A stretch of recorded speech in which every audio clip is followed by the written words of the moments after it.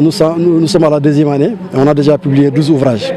12 ouvrages sur El Hadj Abdoulaye Niass, le père fondateur, qui est le père de Cheikh Ibrahim. On a traduit déjà 2 de ses œuvres et on a fait le récit de sa vie dans un grand volume coécrit avec moi, par notre ami et frère Sidi Idriss Dioum et moi-même.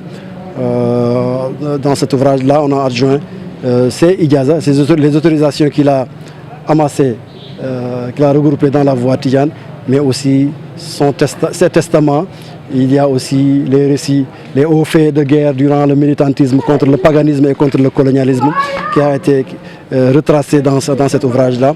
Il y a les grands ténors de son école qui sont cités nommément dans cet ouvrage-là. Il y a aussi son origine, ses ancêtres, son grand-père, son père, tous des gens rompus à la news, rompus à la connaissance islamique et de grands serviteurs de l'islam et de son prophète depuis